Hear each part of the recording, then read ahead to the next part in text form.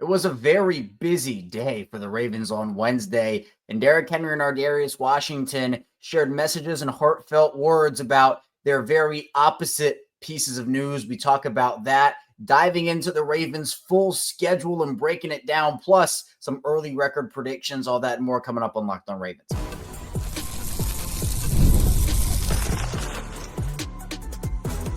You are Locked On Ravens, your daily Baltimore Ravens podcast. Part of the Locked On Podcast Network, your team every day. Welcome into another edition of Locked On Ravens. We are your daily Baltimore Ravens podcast. I'm your host, Kevin Oestreicher of Ravens Wire. We're here with you on the Locked On Podcast Network, your team every day. Thanks so much for being here today on this Thursday, making Locked On Ravens a part of your day, your first listen each and every single day. And we are free and available for you on all podcasting platforms, including in video form on YouTube, where you can like and subscribe to the channel, and in audio form where you can follow along and subscribe wherever you get your podcast. We're 5 days a week here on Locked On Ravens, so every Monday through Friday we have you covered with an episode of the show, 6 a.m. Eastern time. Plus, we go live after every single Ravens game and after every single piece of Ravens big news, which we did multiple times yesterday, as it was just a flurry of news all the way around on Wednesday. So thank you to all the everydayers out there, the first-time listeners, and if you're somewhere in the middle, thank you as well. We got a jam-packed episode because there's been so much news around the Ravens over the last 24, 48 hours, and honestly, yesterday was my busiest day in over 2 years because Baltimore just kept on dropping big news. You know, I can actually tell you the exact day that was. It was April 27th, 2023. That was the 2023 NFL Draft when the Ravens signed Lamar Jackson to his extension about 4 hours before the first night of the draft. And then he had to turn around, cover the draft. So I don't know what it is with the Ravens and signing their stars to extensions on days that are huge in the NFL, but I guess that's just what this organization does. In the first part of the show, we'll talk about Derrick Henry's extension and him sending a message about his news, and we'll also talk about Ardarius Washington breaking his silence after his unfortunate news. And then obviously we'll do schedule breakdowns in the second and third part of the show, talk about some more quirks to the schedule, and then we'll get into some game-by-game schedule predictions. And we went live twice yesterday. One for the reaction to Derrick Henry's news, the other for the breakdown of the schedule, instant reaction there. And we also had a morning episode yesterday where we talked about some potential replacements for Ardarius Washington. So be sure you check all that out. Now let's dive into it here. Derrick Henry, let's start with his message first. Obviously, Henry signs a 2-year extension with the Ravens, that deal coming in at $30 million, so $15 million per season. $25 million of that is guaranteed. So super well-deserved, first of all, for Derrick Henry. There's no doubt about that, and we reacted to that yesterday, as I mentioned. But he sent a message to the Ravens organization, to his teammates, and to Ravens fans after it all got announced. He said, "Flock, God is good. I'm appreciative and grateful for everyone a part of this great organization, and a big shout out to all my teammates to be able to make this possible. Thank you, Flock Nation, for always supporting, working as hard as I can to be able to contribute to us holding up that trophy when it's all said and done. Love 22. You know, it's really cool for Derrick Henry, who obviously, you know, in my opinion, cemented himself as one of the great running backs in NFL history, and his career, I think, still has multiple good years left. And that's the first thing you talk about with an extension like this. And I talked about it a little bit on the live show yesterday. Like there have been no signs of Derrick Henry really slowing down. At least we didn't see that for Derrick Henry last season. This is a guy that just absolutely breaks every single thing that should be possible for a running back in terms of his usage versus his production. The guy has only really had an injury, like a significant injury that limits him a significant amount in one of his seasons, one of his 9 NFL seasons. He averages 294 carries per year. And he only really, again, he missed 8 games in 2021. Other than that, it's 15 games, 16 games, 16 games, 15, 16, 16, 17, 17. Like the guy rarely misses games, and he gets used all the time in offenses, Tennessee. And that was behind a worse offensive line than he had in Baltimore. But he clearly wanted to stay with the team. He deserved an extension. An extension had to come after the Saquon thing. So I understand if some people think it's a lot of money for a running back that's 31 years old. I get it. And I understand that the Ravens, they signed Mark Ingram to a 3-year deal. And by the second year of that deal, he turned 31. Mark had a great first year in 2019 with Baltimore, but the second year he was terrible. And, it's just unfortunate. I love Mark, right? And I think that he was awesome for the Ravens, both on and off the field in that first year. But, running backs, it's that age-old adage of, oh, well, once that 30-year-old age hits, that's kind of where the line stops for running backs. Derrick Henry is certainly proving that wrong. And I think for me, it gives the Ravens options and flexibility. Albert Breer has said that the Ravens do have that option in the final year. It's not like a player option or anything like that in the NBA, but it's the fully guaranteed nature of the first and second year deals where that money is guaranteed, but then you have that final year of the contract. So the deal runs through the 2027-28 season, but if it doesn't work out, if, they need to make money elsewhere. And again, the full specifics of the deal have not come out yet, at least at the time of this recording, but it feels like Derrick Henry he's a competitor. He wants to win. He deserves to win, if we're being honest. But I think he's embraced everything about Baltimore, from early on when he signed, he was up there at the podium talking about Maryland, Baltimore food and how awesome it is. He said he hasn't had a bad meal yet in Baltimore. That was early on in his Ravens tenure. Feels like yesterday, and also feels like Derrick Henry has been here for 5 years. And I know John Harbaugh kind of uses this cliche sometimes, but he said it with DeAndre Hopkins, where he's like, man, DeAndre Hopkins feels like he should have been a Raven for a long time or something along those lines. He said that with a decent amount of guys. I truly do feel that way with Derrick Henry. Like just the mindset that he brings to the table. Obviously, there was the failed trade back in 2023 when I think he was the missing piece to Baltimore winning a Super Bowl that season, which is honestly very unfortunate. I still think about it a decent amount.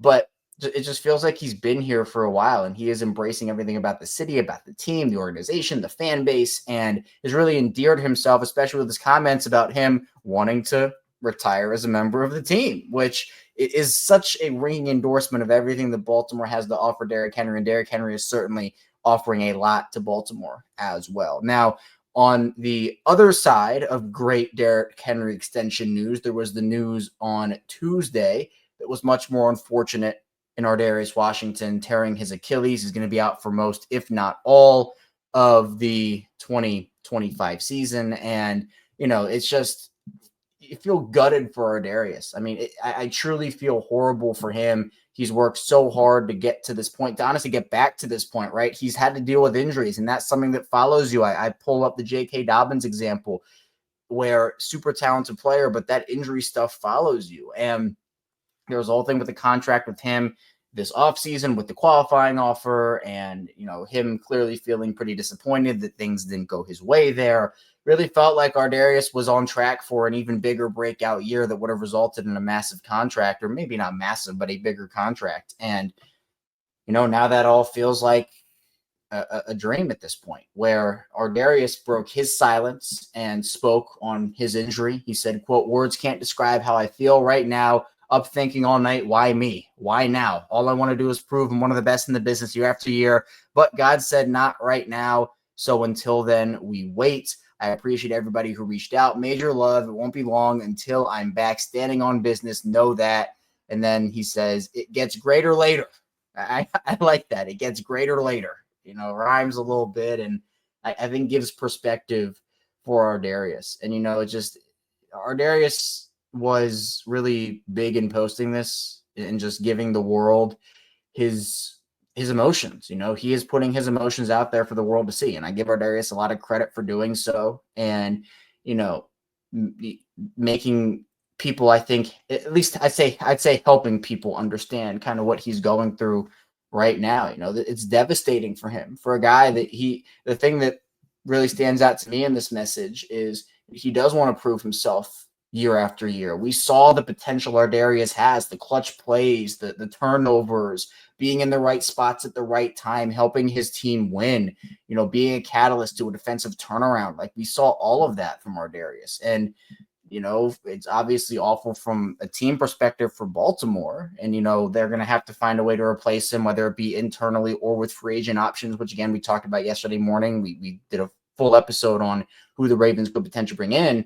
But, I was really excited to watch Darius play this season. If you've been listening to Locked On Ravens, he's been my guy since TCU. I wanted Baltimore to draft him in the third round back in, 2021. And they got him as an undrafted free agent. I was over the moon about it. Darius was someone I had a lot of belief in, a lot of, hope for, and injuries took the first couple years of his career, but he really showed the world what he could do. It's not a Kyle Hamilton type loss. It's not a Roquan Smith type loss, Marlon Humphrey, etc. But, there's stuff that Darius did beyond the box score that Baltimore is certainly going to miss, and they'll be able to replace some of that with whoever steps up. But, there might be other stuff that doesn't end up being replaced, and we'll have to see. We'll have to see how it plays out. So, I give Darius again a lot of credit for putting that message out there and letting the world know how he feels. And of course, he got a ton of support back, which I also love to see. Ronnie Stanley put his emotions out there for the world to see it on the Players Tribune, and that I was blown away by that. So, these guys are human, and I every time I can, I want to point to that, and I want to highlight that. And that is all the ups, it's all the downs, it's all the stories, the pain, the happiness, emotion, whatever it may be. These guys are human. And when they are sending these messages out to the fan base, to the organization, to kind of say, hey, this is how I'm feeling right now, I think far too often people box these athletes into, oh, it's just, on the field, that's it, that's who they are. It's not true. It's not true whatsoever. These guys have feelings, they have emotions, they have hobbies, they have things they like to do off of the field, things they don't like. It's like favorite things. Those are the things I want to try to highlight. And in the awesome like, again, Lamar acting like that's something Lamar loves to do. Derrick Henry sharing the fact that he's competitive and wants to win. Darius and Ronnie Stanley putting their emotions out there for the world to see. It's stuff that truly does need to be highlighted, and I try my best to do so. So both messages from Derrick Henry and Darius Washington, very passionate for different reasons, and I'm rooting for both of them. Obviously, Derrick Henry to have a great year, to help Baltimore host that Lombardi, and for Darius to have the speediest recovery possible, the fullest recovery possible, and to be able to go out there and ball for whoever it's going to be in 2026. But coming up in the second part of the show, schedule was released last night, and we broke it down live. But today we're going to be diving a little bit more into the intricacies of that schedule in more detail. So stay tuned, a lot coming up on the show. First, this show is brought to you by FanDuel. The NBA playoffs are in full swing, and every night delivers highlight-worthy performances, major momentum shifts, and can't-miss moments. Whether it's a game-winning shot or a breakout player, there's never been a better time to get in on the action. FanDuel makes it easy to stay in the game before tip-off and live with player props, performance trends, and same-game parlays. Fans have more ways than ever to play smart and win big.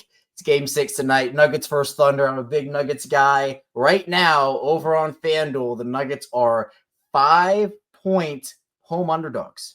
The Thunder are favored in this game by 5 on FanDuel right now, but I'm going all in on the Nuggets, especially when it comes to some of these player props. Nikola Jokic, I'm going over on the points for him. Jamal Murray, over on the points for him. Even Russell Westbrook, we're going hard on the Nuggets tonight, and hopefully they will win this game. So if you're new to FanDuel, it's the perfect time to sign up. Head to FanDuel.com and place your first $5 bet. If it wins, you'll get $200 in bonus bets. Make every moment more. FanDuel, official sports betting partner of the NBA. Back on Locked On Ravens, Kevin Oestreicher here with you on this Thursday edition of the show. A very busy Wednesday. It's been a busy week on Locked On Ravens and for the Ravens in general. And I love it, man. I love doing the show. I love the grind of it all and being able to provide content. It's certainly a grind, but it's one that I really do enjoy. And I love putting out daily content, love reacting to all this. And we certainly did. We had a full slate. If you missed out on any of it, we had our Darius Washington show on Wednesday in the morning. We talked about potential replacements. We had the Derrick Henry extension live in the afternoon. And then obviously at night, we had the instant reaction schedule reaction there. So with the schedule in mind, we're going to dive into more perks on this schedule, the good and the bad of it. There are some things that I talked about in the live that I like a little better now and things I don't like as much now. And that's kind of the beauty of instant reaction is we all get to kind of react together live. Or, if you're listening or watching after the fact, you get to hear my instant reaction to it. But then we can break it all down the next day and kind of dive into it in a little more detail. So let's pull up the Ravens schedule here. I'll just read through it quickly. Week 1, the Ravens travel to Buffalo to play the Bills on Sunday Night Football. In Week 2, they travel back home. Their home openers against the Cleveland Browns, and potentially Joe Flacco is the starter. Week 3, it's a home primetime game. The Lions on Monday Night Football. Week 4, they travel to Arrowhead to play the Chiefs. Week 5, they're at home for the first of 3 games, one against the Texans, and the next week it's home against the Rams. Then they have their bye week in Week 7, and then followed by a Bears home game in Week 8. Week 9, you got the Dolphins on Thursday Night Football. You travel to Miami for that. Week 10 at Vikings. Week 11 at Browns. Week 12 is the Jets at home. Then you get your AFC North games. You already faced the Browns twice. Week 13 is the Bengals on Thanksgiving. That's a primetime matchup. Week 14, you get the Steelers for the first time. Week 15, it's back to the Bengals, but you're traveling to Cincinnati. Week 16, versus the Patriots. Week 17 and 18 are both away games. You got at the Packers, then you round out your year with the Steelers at Acrisure Stadium in Week 18. Whew, man. I tell you, there are always these intricacies in the schedule, and the NFL has built this up.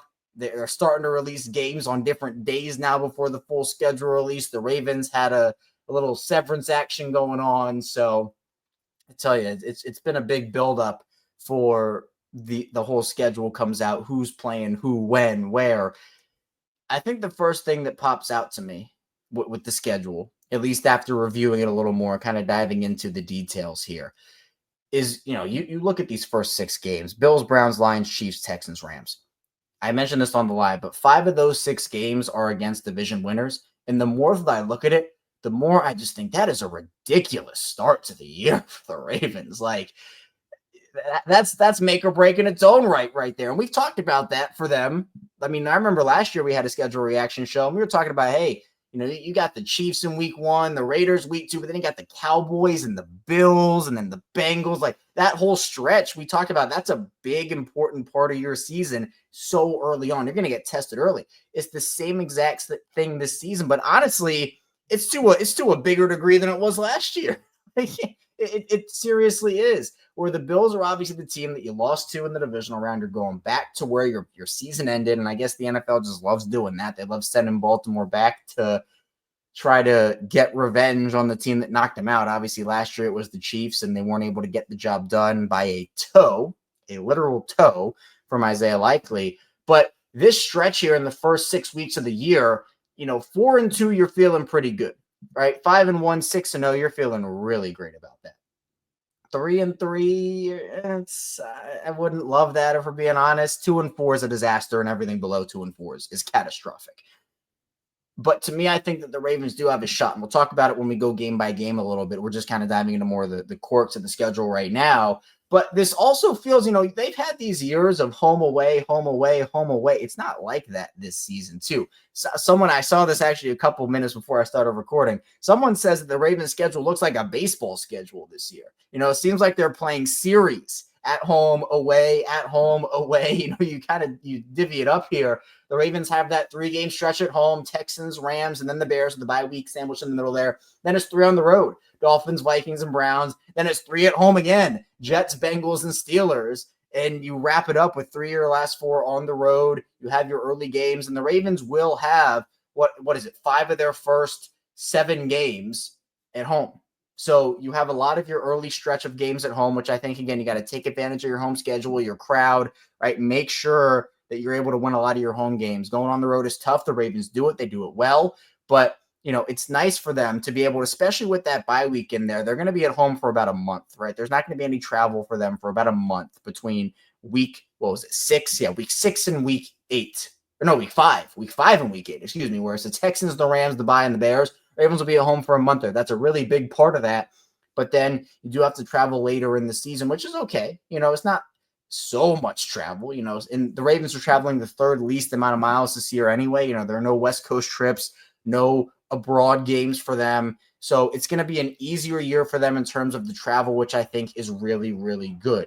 But the other thing is that the Ravens and their AFC North schedule here is interesting. And this is something I didn't really pick up on when I was doing the live. I kind of talked about it, but now I have a better understanding just by looking. It's an easy thing I missed.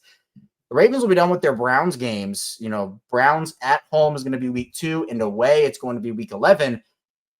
The Bengals and the Steelers, who obviously I think are bigger competition than Cleveland by a pretty wide margin in that division, they're going to be 4 games against the Bengals and the Steelers within the last 6 weeks of your season. 4 of your last 6 games will be against either the Steelers or the Bengals, and that's not easy. Plus, the 2 games you have to play that's not them, it's the Patriots, who are an up-and-coming team, which, if we're being honest, I don't think will be that big of a challenge, but you never know. And I said that about the Raiders in week 2 last year, and look what happened, or Cleveland, examples. But then you have the Packers, who are an up-and-coming team as well. So you have to be able to put yourself in a good situation here. Something I also don't like as much as I did during the live, because, again, you just look over the schedule, you figure things out, you kind of figure out what you like and don't like. I don't love the bye week placement. I don't love it. It's not the worst thing in the world. Especially, when you talk about the Ravens and their bye week last year, came at a good time for them. It came at, honestly, the perfect time when they needed it last year. They were struggling. They were going through it. The bye week gave them an opportunity to reset. It was late in the year, so they had to play a lot of football before that, but you get a crucial late season rest. But the earlier the bye week, and I'm not talking like the perfect mark. Perfect is like week 8 to week 10. So I know I'm being a little picky. Here. But the bye week is a little early for me. I kind of said week 7 is okay. Week 11 is okay. And I'm not straying away from that. But week 8 to 10, really week 9 would have been perfect. And honestly, if we're talking about that, like week 7 is okay, week 11 is okay, I would have preferred it to be week 11 because you do get that later season rest. You're playing a lot of football from week 7 on. Now, it's not like it's a week 4 bye or a week 5 bye or week 6. That is very early. That would have been pretty catastrophic because my bye week rankings, middle of the season is the best. Later in the season is second best. Earlier in the season is the worst. And feels like the Ravens kind of got like 2.5 out of 3. In my, power rankings there, which is unfortunate. I don't like it as much there, but it kind of is what it is. I also like the Ravens primetime games this year a little more than I did on initial reaction. What I mean by that is obviously the Bills game on Sunday Night Football. I think it's a good test for them early on. We're going to see a lot of who the Ravens are, and that, that's going to be the first 6 weeks in general, but it also more so, hey, Bills on Sunday night, that's a great game. Lions on Monday night at home. The Ravens love the primetime games at home under the lights. And then you have the Dolphins on Thursday Night Football, which, just feels like every time the Ravens play the Dolphins with Lamar Jackson, it's just game over, except for that other Thursday night game a couple years ago, which we don't talk about that game. That game never happened. And then the Bengals on Thanksgiving, the NFL loves points. That game with the Bengals defense might be 51-45 Ravens at the end of it. Or you know what? The Ravens defense is better this season. Maybe it's 51-20. Maybe there's some fun for Ravens faithful there. I certainly would be having some fun. So when we're talking about the primetime games, I like them. And I like the way that the schedule is situated for Baltimore in the middle of the year, where I think the middle of the season is going to be Baltimore's time. Even if they struggled in the early part of the year a little bit, the middle part of the season is going to be that time for them to kind of get it back on track. The Bears, the Dolphins, the Vikings, the Browns, and the Jets.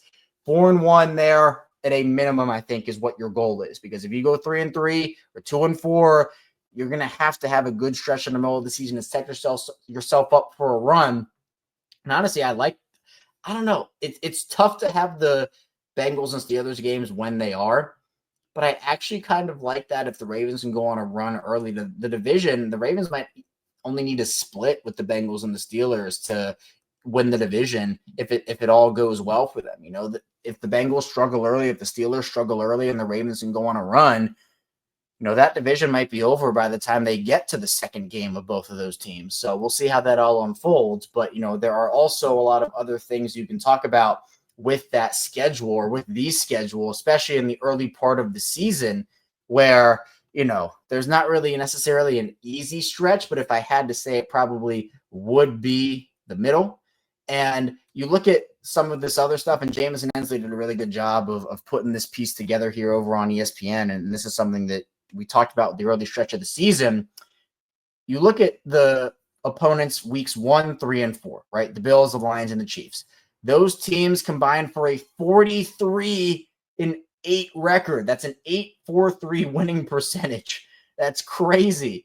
And The Ravens, actually, Jameson notes here that they start strong with a 37-20 record in September under John Harbaugh, and that's the second best mark in the NFL over that span, behind only the Packers, who were 38-20-1. That's .653 win percentage in the opening month of the season. So you have to start strong. It's going to be tough to do so, especially with the way the schedule is laid out for them. But you know what? The more I look at it, the more I like Baltimore's chances this year. So coming up in the final part of the show, we'll go game by game. We'll talk about each game. We'll predict the wins and the losses. We did this on the live show yesterday, but something has changed for me. So be sure to stay tuned. A lot coming up on the show.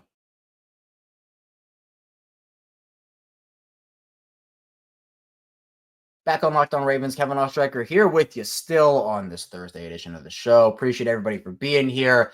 Ravens schedule gets released officially on Wednesday night. We reacted to it live when it dropped, and now we were able to look at it. We're able to react to it a little bit, and we also did a schedule early, like my very initial first schedule prediction. Now, obviously, look, we're in May, right? It's May 15th today. This is subject to change. Things can happen. We just saw Darius Washington get hurt. Injuries can happen. Outlooks can change on seasons. So this is very early. Honestly, probably way too early a prediction. But we're going to go through it anyway and just talk about it because, look, I think it's important to talk about where these teams are right now. And then you know what? When we get to August, we can reevaluate. That's the beauty of it, right? We can talk about where the Ravens are now. And in a few months, we can talk about where the Ravens are then. So let's jump into it. I have a graphic, if you're watching on YouTube, that, I'll show at the end of our segment here. And if you're listening in audio form, it's not going to impact you in any way. I'm just going to read it out here. So it's the same show, audio and video. But let's dive into each game here. So week 1 against Buffalo, I think Baltimore wins this game. Buffalo's defense still concerns me a little bit, especially against the run. They added guys like TJ Sanders who will make an impact. But if you remember, Buffalo has a couple of free agents that were suspended, and they're not going to be available for the first, I believe it's 6 weeks of the season. So they're going to miss this game. If the Ravens played the Bills in December, it'd be a different story. But Buffalo will be down a couple of guys. I believe it's Larry Ogunjobi and who's the other one? I forget who the other guy. He's an edge rusher formerly of the Rams. Whoever it is. Michael Holt, I think it is. Yeah, Michael Holt it is. I hope I said that right. But those two will be suspended for this game, which obviously is a blow to the Bills defense. Obviously, I think it'll be a duel between Lamar and Josh Allen. So much respect for both those quarterbacks, obviously, as I talked about all year during the MVP battle, even though obviously I feel like Lamar should have won it. Josh had a great year. And those two guys, that's another headline in this whole thing. But I just think with Derrick Henry, with Zay, Rashod, DeAndre Hopkins added to that fold.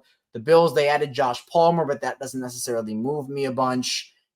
I feel like Baltimore is going to get revenge here. They're going to be motivated from what happened in week 1 last year, plus obviously the divisional round. So I say Baltimore wins that game. Week 2 against the Browns, I think Baltimore wins this game easily. And again, part of it to me is they can't have a letdown in week 2 twice in a row, like especially against an inferior team.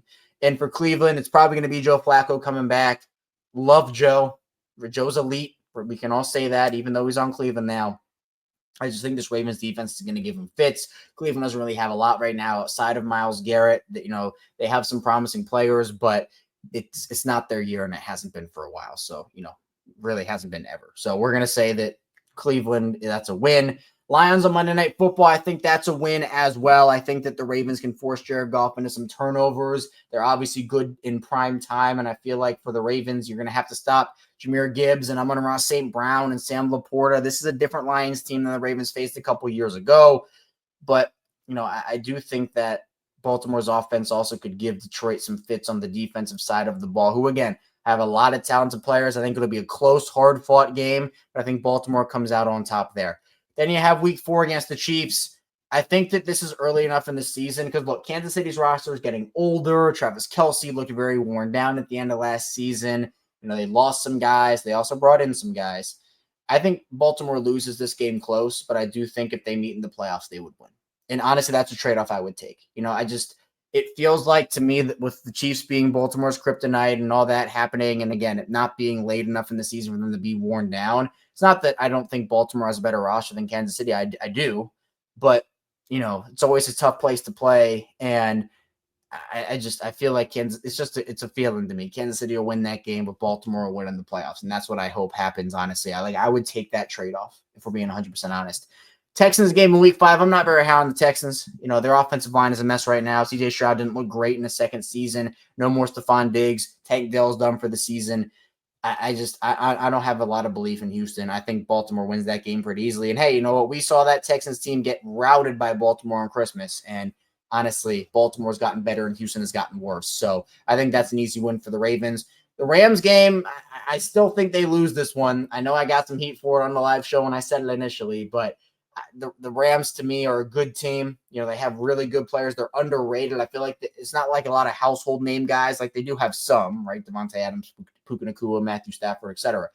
But I don't know. It feels like the Rams might want to get revenge for what happened a couple of years ago on that Tylan Wallace play. So I'm going to say that the Ravens do lose that game, and they end that big stretch we talked about 4-2, which I would say acceptable losses, and I think you're in a good spot record-wise. You go into the bye, week 7, you get to rest. Week 8, I think they come out and they absolutely destroy the Bears. I think they destroy the Bears. Caleb Williams, he's going to be a second-year player here, but that Ravens defense generally gives rookie quarterbacks, second-year quarterbacks a lot of fits. It's been a thing for a while now. So I think the Ravens beat the Bears. I think they beat the Dolphins on Thursday Night Football. That's another team I think they're regressing right now. This is probably the last year I think Jalen Ramsey's not even going to be on the team, but, Tyreek Hill, that situation is pretty volatile. Tua, I don't think he's as good as people think he is, and that's unfortunate because I like Tua, but it just is what it is. I think Baltimore wins that game. Plus, it's Lamar and the Florida Ravens homecoming, so I think they're going to show out there. Now, the Vikings game, I had them losing initially when I talked about this live. I have them winning that game now. And I thought about it more. I like the Vikings roster a lot. I think they did a lot of good things this offseason. I'm very high on Minnesota this year. The rookie quarterback, or I guess the J.J. McCarthy factor, and I said this with Caleb Williams, it's going to be tough for J.J. McCarthy 2.5 months into his first year starting to see that Baltimore defense, especially if they're hitting on all cylinders and have a good game. So I think that'll be a defensive win for Baltimore. They're going to have to stop guys like Justin Jefferson, Jordan Addison, Aaron Jones, etc. But I'm going to say Baltimore wins that one. The Browns in week 11, same thing as week 2. Jameis Winston isn't walking through that door if you're in Baltimore, so you don't have to worry about that. Not a lot. I think it doesn't matter where they play. Baltimore wins both those games. Jets in week 12. I'm not high on the Jets this season. Not high on Justin Fields being their quarterback. I'm not high on the Jets. I think Baltimore wins that game handedly. Week 13 against the Bengals. I think Baltimore wins this game and they blow out the Bengals. 2 close games last year because the Baltimore defense could not stop anything. They're going to have to stop Jamar Chase and T. Higgins. They're here to stay, but who knows if Trey Hendrickson will be on this team by the time these two teams play. And even if he's playing, if he is on the team. So I think the Baltimore beats Cincinnati. I just have no trust in their defense. To me, it's one of the worst defenses. Might be the worst defense in football. Week 14 against the Steelers. I have them losing this game. There's always that game against Pittsburgh. It feels like the Baltimore loses. Now, the last 2 games Baltimore's played against Pittsburgh, they have dominated the Steelers. But, it just feels like there's always that voodoo magic Mike Tomlin game, and I think it happens. And I think, unfortunately, it happens at home for the Ravens this year. Week 15 against the Bengals, again, same thing. I think they blow them out. Same thing for me. The Bengals will get theirs, but the Ravens, I think, will get more. That's where I am there. So that the Bengals, I think they sweep them this year. The Patriots, I think they win that. Same conversation goes back to Drake May. Patriots have added a lot of pieces. Mike Vrabel, I think, was a good hire for them. Josh McDaniels coming back. But I just don't think it's their time yet, and I think it is Baltimore. So that's a win. Week 17 against the Packers. I have them losing this game. The Packers are a good up-and-coming team. They might have Christian Watson back from his ACL injury at this point. And, it's a hard-fought game at Lambeau that I think Baltimore will just fall short in. And that just is what it is.